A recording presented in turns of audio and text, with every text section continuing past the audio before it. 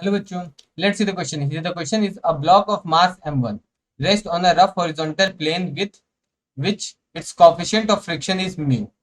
A light string attached to the this block passes over a light frictionless pulley and carry another block of mass m2 as shown in figure 2.213.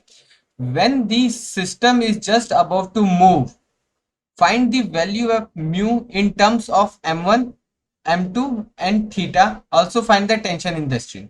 Okay तो देखो बच्चों, हमें question में क्या दिया गया है? हमें क्वेश्चन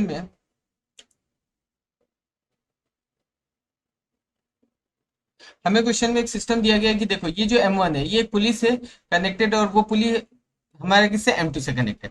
अब देखो ये जो ब्लॉक है जस्ट मूव की सिचुएशन में, और ये पुली इससे कितना अल्फा एंगल बना रहा है। ये थीटा नहीं है बेटा, ये हमारा अल्फा एंगल है। ओके तो देखो हम इस सिस्टम को रीड्रॉ कर लेते हैं।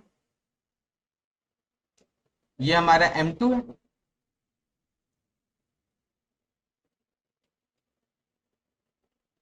ये हमारा अल्फा एंगल बना रहा है, ठीक है। अब देखो और ये हमारा m1।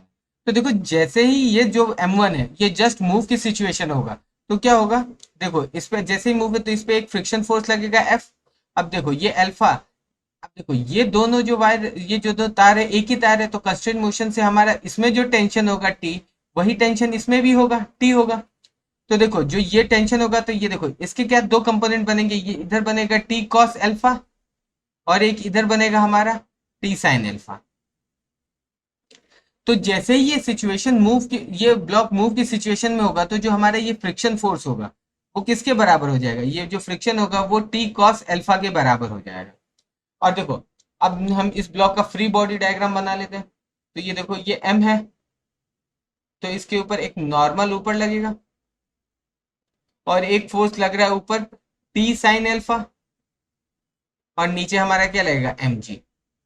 तो जो हम m1g, तो हमारा n plus T sine alpha किसके बराबर होगा, m1g के बराबर। तो हमारा जो नॉर्मल होगा वो किसके बराबर होगा, m1g minus T sine alpha.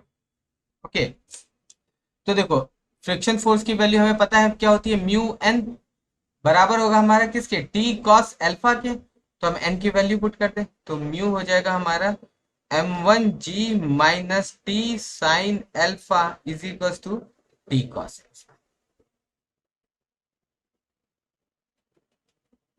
तो हमारा म्यू की वैल्यू कितनी आ जाएगी, T cos alpha upon m1g minus T sine alpha.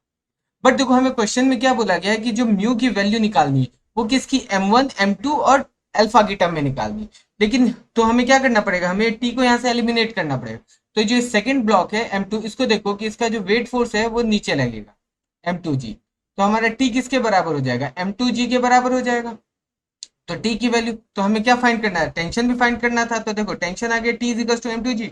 अब ये टेंशन की वैल्यू हम इस इक्वेशन में डाल देंगे। तो हमारा mu is equal to m2g cos alpha upon m1g minus m2g sin alpha.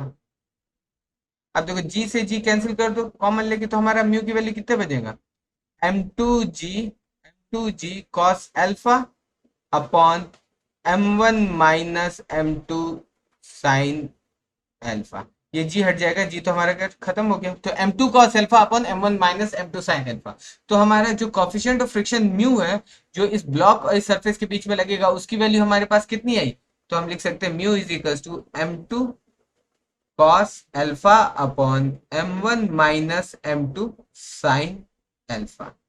Okay और देखो टेंशन की वैल्यू तो हमने निकाल ही लिया। हमें पूछा ना also find the tension in the string, तो इस स्ट्रिंग में कितना टेंशन होगा m2g के बराबर। Okay best of you.